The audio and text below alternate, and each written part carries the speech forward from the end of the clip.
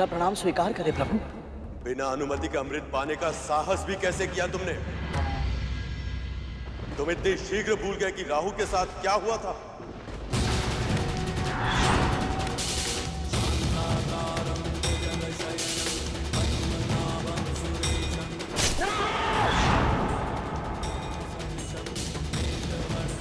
मुझे स्मरण है प्रभु। तब यह भी स्मरण होगा कि मेरी आज्ञा के बिना अमृत पाने का अधिकार संपूर्ण सृष्टि में किसी को नहीं है।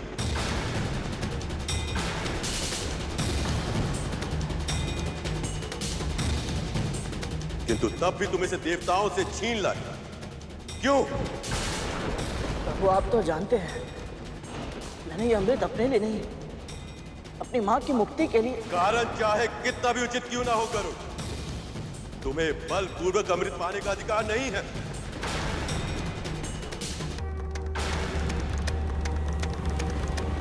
या तो तुम इसे इसी क्षण लौटा दो या परिणाम भोगने के लिए तैयार हो जाओ।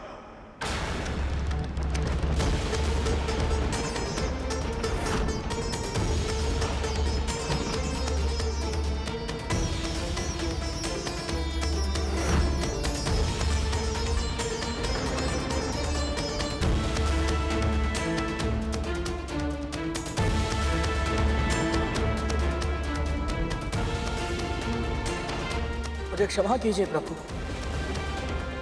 परंतु मैं अमृत नहीं लौटा सकता। ऐसे में यदि आपके हाथों मुझे मृत्यु भी प्राप्त हो तो वो भी मेरे उत्थान का साधन बन जाएगी। तो तुम अमृत नहीं त्यागोगे, भले ही इसके लिए मेरे साथ युद्ध करना पड़े।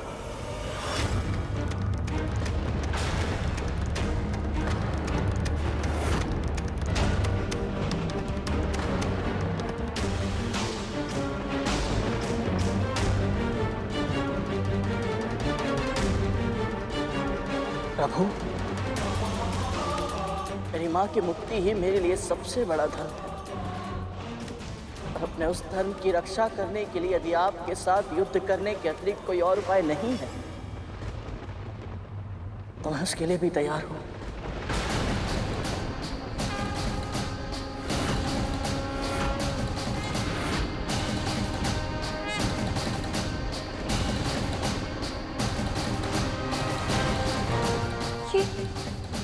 ये कैसा अनर्थ हो रहा है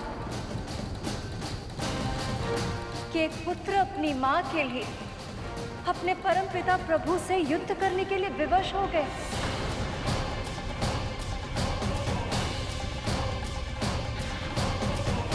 और वो परमपिता उसे समझने और क्षमा करने के स्थान पर उसे दंड देने के लिए तत्पर हो गए।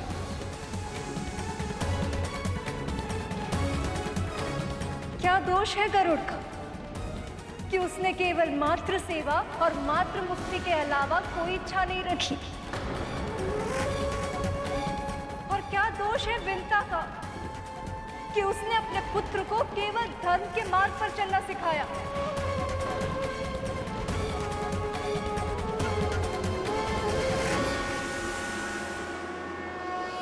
यदि भैया विष्णु से आज गरुड़ का कोई अहित हो गया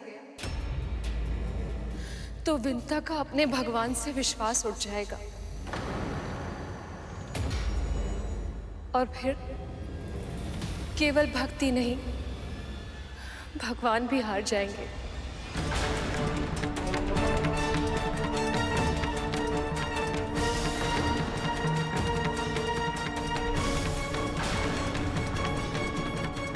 केवल अपनी मां का कष्ट दिखाई दे रहा है गरुड़। तुमने और तुम्हारी मां ने सच्चे हृदय से मेरी भक्ति की है, इसलिए मैं तुम्हें एक अवसर और देता हूं। अमृत को वापस कर दो और अपने प्राणों की रक्षा करके अपनी मां के पास लौट जाओ।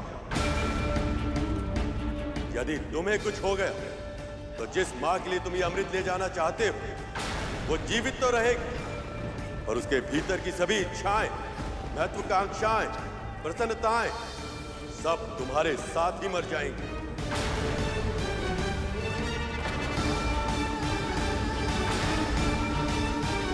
तब उसका पूरा जीवन पत्थर की शिला की तरह बीतेगा। जीवन के हर सुख से हीन, निष्प्राण, निर्विकार, कोई संवेदना नहीं, केवल वेदना होगी उसके मन में, कभी ना समाप्त होने वाली वेदना।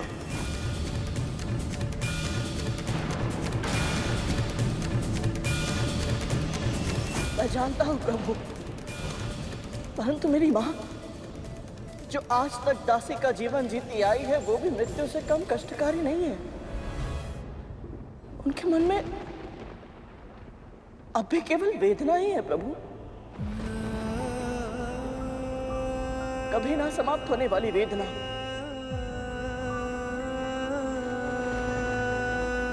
और इसके अतिरिक्त मैंने बड़ी माँ को वचन भी दिया है प्रभु कि मैं अमृत के कलश के बिना उनके पास वापस नहीं लौटूंगा। और अमृत पाने के विचार से ही वो इतनी प्रसन्न है कि उन्होंने माँ को दास्ता से मुक्ति का वचन दिया है प्रभु। ऐसे में यदि मैंने अपना वचन पूर्ण नहीं किया और उनके पास खाली हाथ लौट गया तो उन्हें बहुत कष्ट होगा प्रभु। तुम्हें केवल अपनी माओ का कष्ट दिखाई दे रहा है गरुड़, पर उन माओ का क्या, जिन्हें तब कष्ट होगा जब अमृत पीकर नाग उन्मुक्त होकर पूरे संसार में विष फैलाएंगे। क्या उन सब की पीड़ा का तुम्हारे लिए कोई अर्थ नहीं?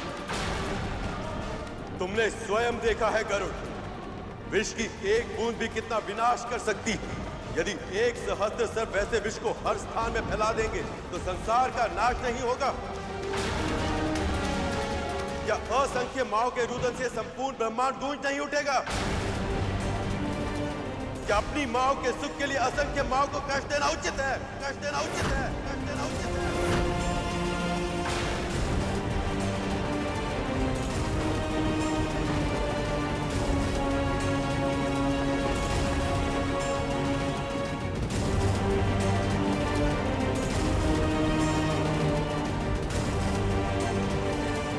मेरी माँ ने सदैव आपकी भक्ति की है प्रभु, और आपके बनाए नियम सभी के लिए एक समान होते हैं। तो फिर मेरी माँ इन नियमों की अपवाद क्यों? मेरी माँ को उनके सुकर्मों के फल क्यों नहीं मिलने चाहिए प्रभु? असंख्य माओं का कष्ट दूर करने के लिए मेरी एक माँ को सदैव कष्ट सहना पड़े, क्या ये उचित होगा प्रभु?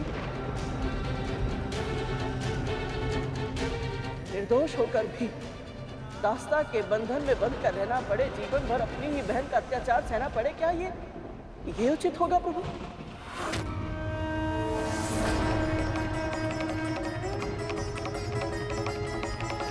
असंख्य माओं के जीवन में संतुलन स्थापित करने के लिए मेरी एक माँ का जीवन पूरी तरह से असंतुलित हो जाए, क्या ये न्याय होगा प्रभु?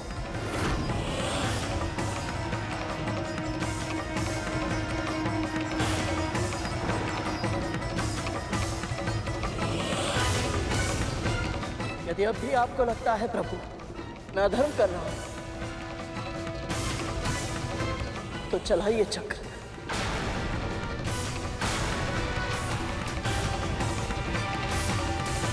अपनी मातृ भक्ति की पूरी शक्ति के साथ सामना करने के लिए तैयार, सामना करने के लिए तैयार, सामना करने के लिए तैयार।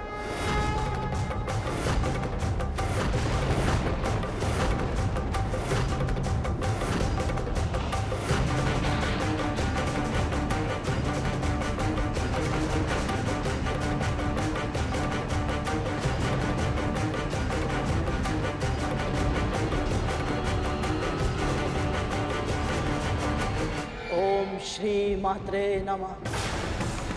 ओम श्री मात्रे नमः। ओम श्री मात्रे नमः।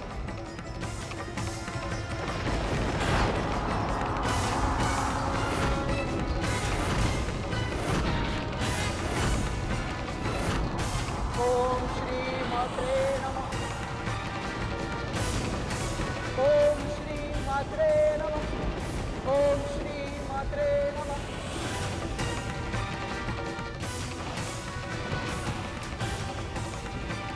ओम श्री मात्रे नमः।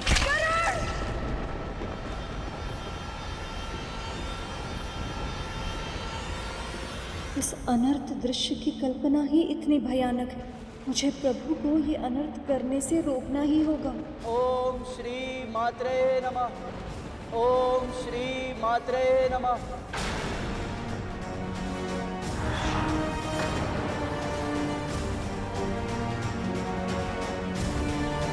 ओम श्री मात्रे नमः।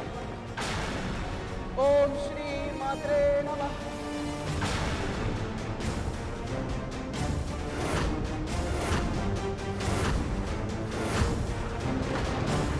ओम श्री मात्रे नमः। रुक जाइए प्रभु, रुक जाइए प्रभु, रुक जाइए प्रभु।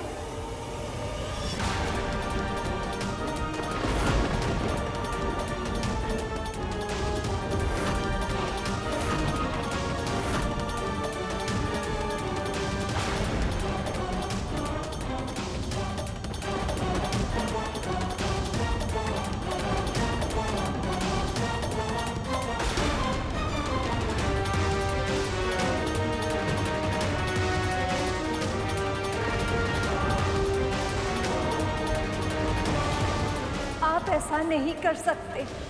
देवी, आप हस्तक्षेप मत कीजिए। गरुड़ को सृष्टि का संतुलन नष्ट करने से रोकना होगा मुझे। आप जिस संतुलन की बात कर रहे हैं प्रभु, उसका आधार धर्म है।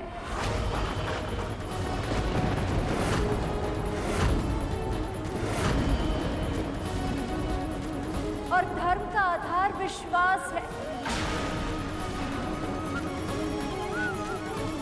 वो विश्वास जिसके स्तोत्र विंता और गरुड़ जैसे आपके भक्त हैं। वो विश्वास जिसके साथ यदि सेवा की जाए तो प्रभु दत्तात्रेय जैसे कटुभाषी अवतार भी आशीर्वाद दे देते हैं।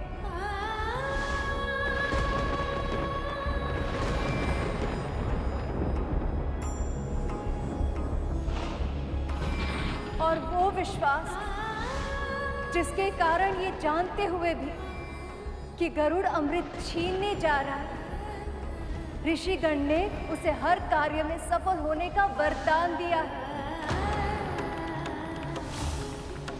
तू और तेरी माँ ने अब तक बहुत कष्ट सहे, किंतु अब जिस लक्ष्य की प्राप्ति के लिए तू इस यात्रा पर निकला है, तुझे वह अवश्य प्राप्त होगा।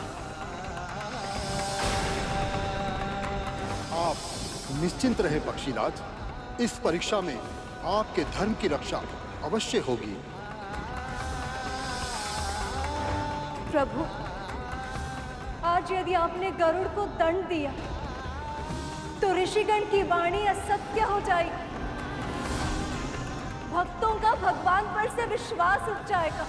भक्तों का भगवान पर से विश्वास उठ जाएगा। सखी लक्ष्मी तो गरुड़ की रक्षा के लिए भैया विष्णु के समक्ष भी खड़ी हो गई।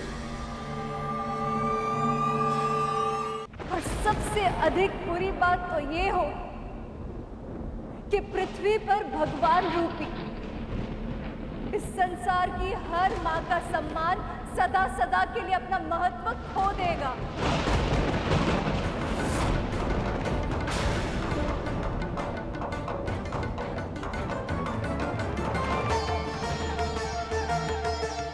कितना सौभाग्यशाली हूं मैं कि मेरी माँ की मुक्ति के लिए स्वयं संसार की माँ है।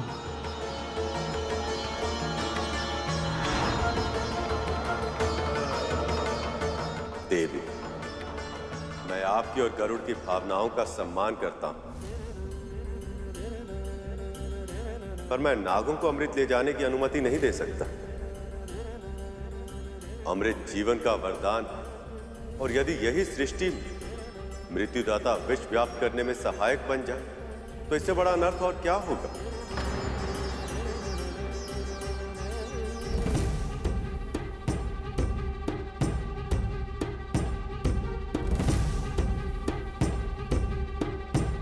प्रभु, विंता की मुक्ति के लिए कोई उपाय खोजिए ना।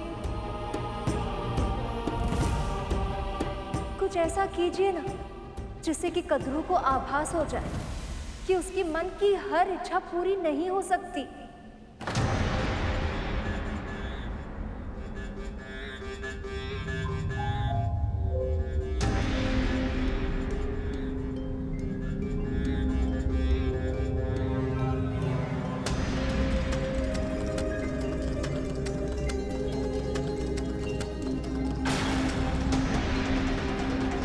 फिर एक ही उपाय है गरुड़।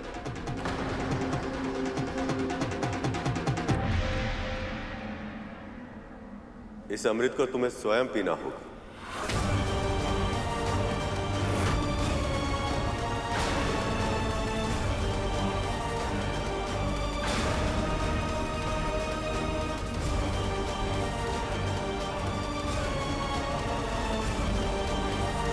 अवसर के अतिरिक्त तुमने सदैव धर्म का पालन किया, इसलिए यदि तुम चाहो तो इस अमृत को पी सकते हो। तब नाग तुम्हारे साथ युद्ध में सहज ही पराजित होंगे और उनकी मां कद्रू को तुम्हारी मां को मुक्ति देने में विवश होना पड़ेगा। तो ये थी सखा की योजना। अब तक जो भी हुआ वो केवल इस स्थिति तक पहुंचने का माध्यम था, बस और कुछ नहीं। तो क्या भैया विष्णु गरुड़ की परीक्षा ले रहे थे?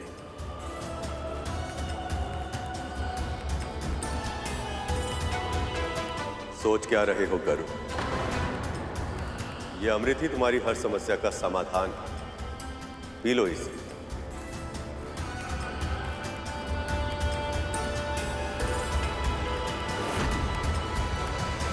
सभी दिव्य शक्तियों ने सदैव सदैव मेरे साथ पक्षपात किया है और तेरा साथ दिया है। क्यों बेटा? ऐसा क्या है तुझमें जो मुझ में नहीं है?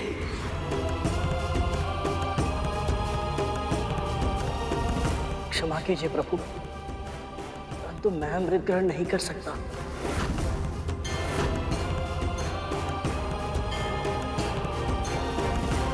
मैं इसके योग्य नहीं हूं। मैंने अमृत अपनी मां की मुक्ति के लिए लिया था, अपने लिए नहीं प्रभु। और सबसे अधिक महत्वपूर्ण तो यह है कि मैं अपनी मां को बल से मुक्ति नहीं दिला सकता। मैं जानता हूं अपनी मां को, वो तब तक मुक्ति स्वीकार नहीं करेंगे जब तक बड़ी मां स्वयं अपनी इच्छा से दास्ता का बंधन तोड़ दे।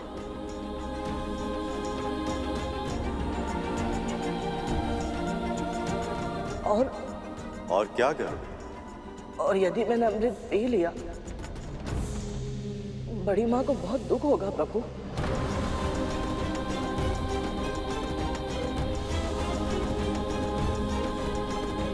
वैसे भी आज तक उन्हें यही लगता रहा है कि सभी ऋषि मुनियों, देवी देवताओं ने सदैव मेरा साथ देकर उनके पुत्रों के साथ पक्षपात किया है। यदि अमृत भी नागों के स्थान पर मुझे मिल गया तो बड़ी मां टूट जाएंगी प्रभु। मैं अपनी बड़ी मां के साथ ऐसा निष्ठुर व्यवहार नहीं कर सकता। क्षमा कीजिए प्रभु।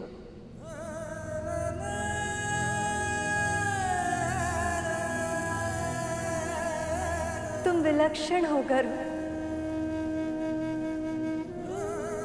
तुम्हारे हाथ में अमृत का कलश और स्वयं प्रभु विष्णु ने तुम्हें अमृतपान की आज्ञा दी है, लेकिन तुम्हारे मन में अमृत का तनिक भी मोह नहीं। केवल इतना ही नहीं देवी, इसके मन में उस मां के लिए भी इतना सम्मान जिसने इसकी मां को इतने कष्ट दिए। गरुड़, तुमने मुझे यह विश्वास दिला दिया कि साम, दाम, दंड, भेद, कोई भी उपाय तुम्हें यह अमृत ले जाने से नहीं रोक सकता। जाओ, ले जाओ इसे।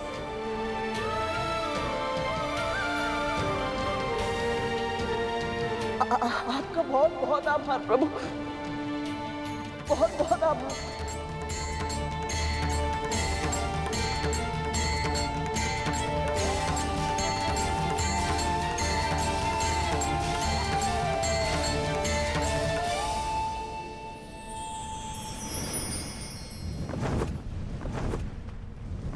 मैं जानता हूं सखा, गरुड़ को अमृत लेकर जाने के पीछे भी आपकी एक योजना है, ताकि गरुड़ की योग्यता की आप एक और परीक्षा ले सकें।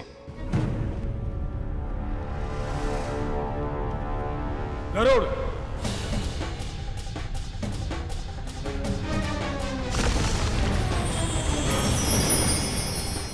प्रभु विष्णु के समझाने पर भी तुम नहीं माने। अगर ये अमृत विषैले सर्पों के हाथ लग गया तो सृष्टि का विनाश हो जाएगा। अब तुम्हारी मृत्यु निश्चित है।